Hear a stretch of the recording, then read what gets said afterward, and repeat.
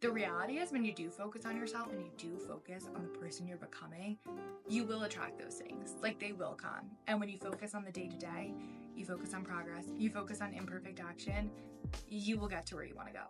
Welcome back to my channel. In today's video, I'm so excited because we are going to be talking about why you don't have to be perfect to succeed, and how to embrace imperfect action in order to achieve your goals and get to where you want to go. And if you missed Monday's video, we talked about my TBR for 2025, all the self-help books that are going to change your life, which I'm currently reading, and why I also think that you should read them as well. But today's video is actually inspired by one of those books that I was literally reading in bed last night, and it made me think, well, this would be a great idea for a video because it's something that I'm struggling with, and I'm sure other people are working through going into New Year's goals, New Year's resolutions, which is perfectionism and how to embrace imperfect action. Like I said last night, I was reading this book in bed and I love it so far. It sounds amazing. And this book is basically all about self-sabotage and how we engage in self-sabotage in any areas of our life, but more specifically when we are going after something that we want and a goal that we are chasing, why we engage in self-sabotaging habits and how you can turn self-sabotage into self-mastery. And one of the things that she talked about early on in this book is the idea of perfectionism. And at least for myself, for a very long period of time, I thought perfectionism was a good thing. I thought it meant that you wanted to be the best that you possibly could. You wanted to be very good, almost perfect.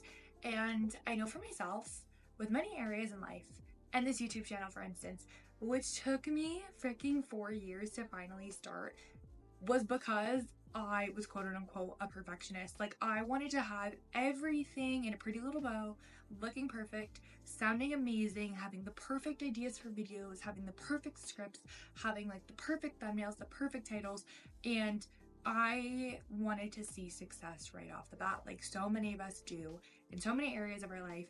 And I also struggled with this in soccer for a very long period of time. I remember I used to have to run all of these fitness tests. And when I was in high school going to college, we had this thing called the beep test. I remember being so freaking bad at the beep test, and I literally didn't want to start training for it because I knew that I was going to fail. And I didn't want to fail because I was quote unquote a perfectionist. I wanted to be amazing at something from the start, which is just not realistic. And if you can overcome this need for perfectionism, you are going to grow so much faster in any area of your life. I don't care what that area is. Maybe you have a goal going into the new year to get more fit, to go to the gym more, to lose weight, to eat healthier, to read more, whatever that looks like. We're going to dive into why perfectionism holds you back. We're going to dive into the benefits of imperfect action. And we're also going to dive into how to take imperfect action, because it's not easy, but it will pay off. So, why perfectionism tends to hold us back.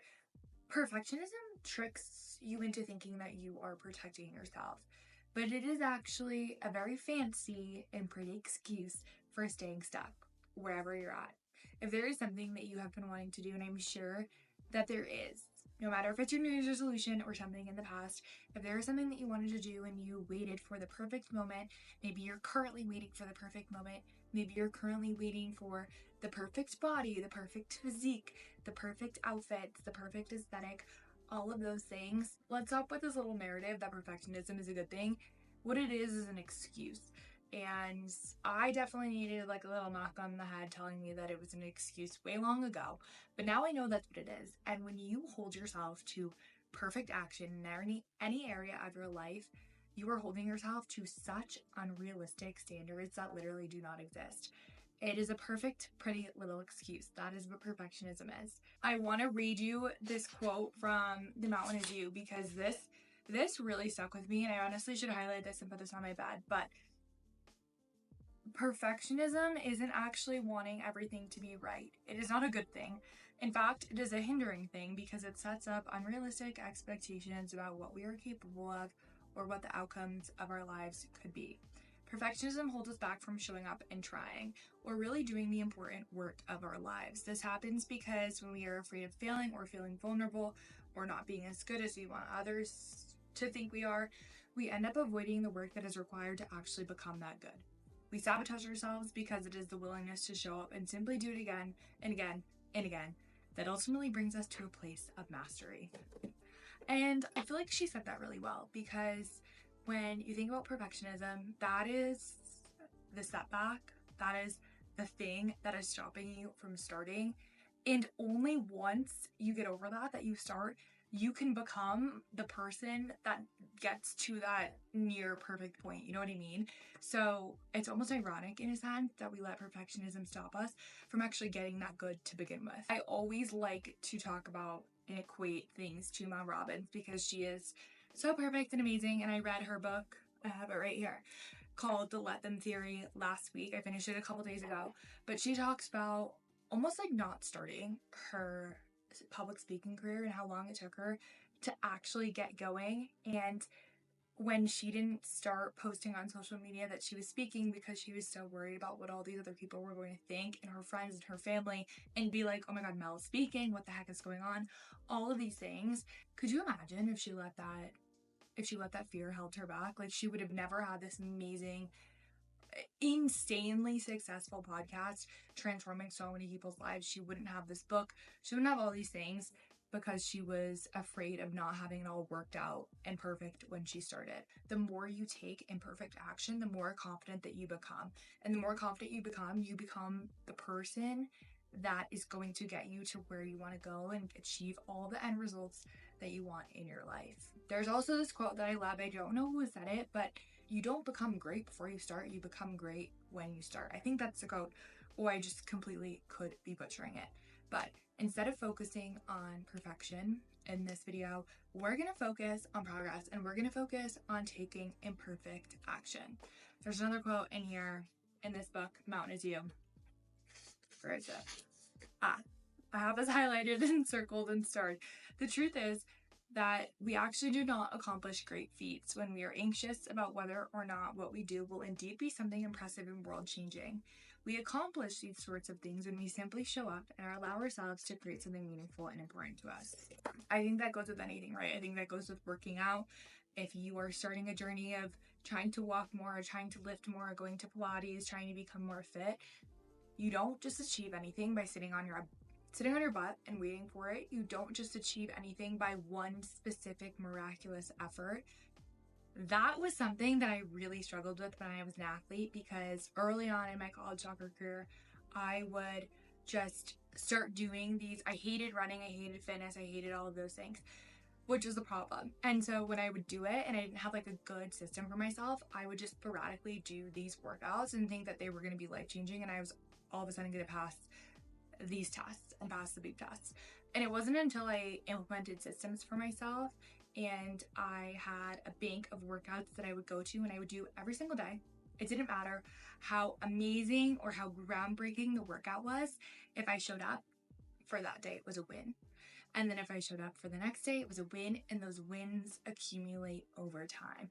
So take imperfect action. Don't think that you need to do anything amazing to eventually achieve amazing results. It's about consistency, and it's about patience, and it's about taking imperfect action. How do we take imperfect action? Let's break that down a little bit. The first thing is that you are going to have to embrace the suck. And this is a mantra that I got from one of my mentors. She has an amazing podcast, the Coaching Call podcast. But you literally have to embrace the facts that you are going to be bad at something when you start. And you ultimately have to embrace the fact that it's going to be hard. Whatever you're starting out doing, whatever you literally probably have no idea what you're doing, it's going to be hard and it's going to be difficult, and you're going to feel, I guess, the quote unquote imposter syndrome. But like anything new, it's going to be uncomfortable. And the only way to get comfortable and the only way to get good is by pushing through that and continuing to be consistent and show up for yourself. I think knowing that not everyone is an overnight success. You don't see results when it comes to working out, eating healthy. Those things don't happen overnight. Those things compound over time. And so there are probably going to be moments where the change you are making is uncomfortable and it genuinely freaking sucks. But just know that 3 months down the line, a year down the line, 5 years down the line, you are going to feel so much better and if you stick with that, the results will come. There was a moment when I was in high school, and I was going into high school, and I really, really wanted to make my varsity soccer team. And this felt like almost like an impossible task, but at this age, I was so determined to do it. No one had made my varsity soccer team the last 3 years. So to me, it was like this fun little challenge. And I remember fitness was a huge, huge part. And there was a certain mile time I wanted to hit. I think it was like 6:20, 6:30, whatever it was. I showed up at the beginning of the summer with my dad. We went to a track, and it was just me and him. I get on the line. He pulls out like one of those old school like little timer things, and he started to watch, and I would just run around the track. And I would do that every single week for 8 weeks until the tryouts actually were. And the first time that I ran that mile, I think I clocked like upwards of an 8-minute mile, which now, would probably be amazing for me. But at the time I was like, oh, brother, this is not looking good. This is not looking good for myself. But the point is, I showed up every single week, regardless of what the mile time of the past week looked like. And I just kept making progress, and I eventually got better. And I think I was in a fitness camp like the entire summer. So that obviously helped as well. But every time I showed up into the track, it was imperfect action. It wasn't, oh, I need to do some incredible thing today to achieve this result. And I also wasn't so stuck on the fact that the first mile I ran was nowhere where I needed to be. Like, that wasn't a narrative that was running through my mind. And every time I showed up on the track, I think in the back of my head, I knew this is probably going to suck, and I'm probably going to hate this. I'm going to be gasping for air. Every time I finished, I was like hunched over at the line, barely could breathe. But that is an example of literally just embracing the suck. And by the end, I got the result that I wanted, and I made the team. So that's a little anecdote I have for you. First thing, embracing the suck, embracing that things are going to be hard, and embracing that you're probably going to be bad when you first start. All of that is okay. The second thing, done is better than perfect. When you are first starting, doing something to the ability they were able to do it that day is so much better than not doing it at all, or just waiting until you can do it perfectly. Every single day that you show up is going to look different. You're not going to be able to give 110% every single day. So whatever you can do that day, that's fine. Just get it done. Get it done. Show up. When I was starting this channel, I was like so scared to post certain videos. It would take me so long to like even get a video to be able to post and go through the motions of coming up with the idea and scripting and filming and editing and all the things. And I would oftentimes just ruminate on a video idea for like weeks. And the reality is, when you're first starting something, it's so much better just to get it done, to get it out there, and then move on, than think about the perfect thing for forever, because you're going to be stuck forever. The third thing, these are some of my more actionable tips for you. Set small, achievable goals instead of focusing on the end result. Focus on your daily habits, focus on your systems, and if you don't have some, develop them. Develop some systems, develop some daily actions you can take every single day that you know are going to get you where you want to go, versus just constantly focusing on that and constantly focusing on the end result and like manifesting that end result is immediately just going to come. For fitness, for instance, maybe it's every day you go out and you run 2 miles, or every day you go to the gym and you do some sort of movement for 30 minutes. Maybe you read for 30 minutes a day. Something like that. Maybe for your business, you do 30 reach outs a day, whatever that looks like, whatever habits that you really feel like that you need to focus on. And when you become so engrossed in your habits, there's not really extra mental space to start thinking about what that end result looks like. If you're so focused on the now, that's going to prevent you from getting this massive overwhelm about the discrepancy between where you're at now and where you want to go. And that's something that I have had a lot of trouble with. Sometimes when I set these like massive goals for myself and they feel really unachievable from where I'm at in my life right now, I get so in my head and so overwhelmed from achieving this massive monstrosity of a thing. I found it really helpful to just focus on the day-to-day and be where your feet are, and not let your head get lost in all the things that may or may not happen a month, 2 months, 3 months down the line. The reality is, when you do show up for yourself every single day, that's going to compound, and the results you're looking for will come. It might not be on the initial timeline that you set out, but that is okay. And at least for me, when I like focus on these like lofty goals I want to accomplish so far down the line, instead of trusting my system and trusting what I do every single day, I get so overwhelmed and stuck in paralysis.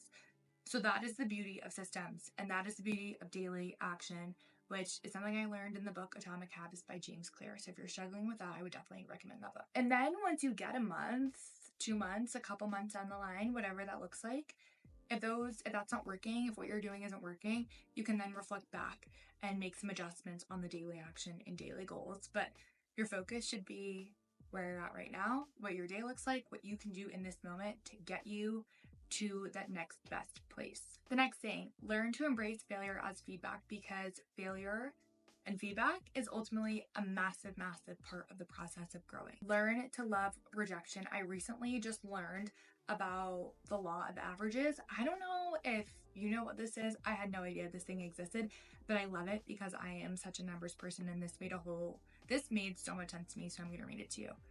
The law of averages is a principle that suggests outcomes will even out over time if given enough trials. It is based on probability, and it is often used to explain the idea that repeated actions or attempts will eventually lead to a predictable result, even if individual attempts vary. So that's kind of a lot of whatever jargon. But basically, the more that you try or attempt something, the more likely you are to achieve your desired outcome. The law of averages doesn't guarantee short-term outcomes. It only applies over a large number of trials or attempts. So if you're in sales and marketing, for instance, the more people that you talk to, the more likely you are to find a connection or to close a deal. For content, for social media, the more videos that you post, the more videos that you create, the greater the chance of resonating or doing well with your audience and picking up traction. So I really feel like with this one, focus on progress, not on perfection, and know that your life is full of mathematical averages, and rejection is one of them. You are not going to get a rejection on 100% things in life, even if you are getting 100% rejection right now. Every time that you get a rejection, you are 1% closer to getting the yes. That will eventually change your life. That is something I learned in a video recently, and that is something that I am loving and running with. Something I'm also trying to work on is redefining my idea of success, because for so long, I've thought of success as money and external things and the cars and the houses and all those whatever bougie bags. What if we just start equating success to the person that we become along the way and showing up every single day as the best version of yourself? Because I feel like that is so much more fulfilling than focusing on all of these other external things that may or may not come. The reality is, when you do focus on yourself and you do focus on the person you're becoming, you will attract those things. Like, they will come. And when you focus on the day-to-day, you focus on progress, you focus on imperfect action, you will get to where you want to go. Remember that action beats perfection every single time. So whatever it is that you're holding on hope for doing because you're waiting for the perfect time, the perfect start, the perfect whatever it is in your head, take the leap, start messy, try it, do it. You can always reflect, you can always make changes. But your future self is going to be so happy that you started when you did, and it is never too late to start with whatever you're doing. That is all I really have for you today. If you like this video, please give it a thumbs up. Leave a comment. Let me know what you think. Like always, this is a book that kind of sparked this whole video, so if you want it, The Mountain is You by Brianna Weist. We can have a little book club. And if you missed Monday's video, make sure you go check it out after this one. I love you. Thank you for being here. Thank you for spending time with me, and I will see you in the video later this week.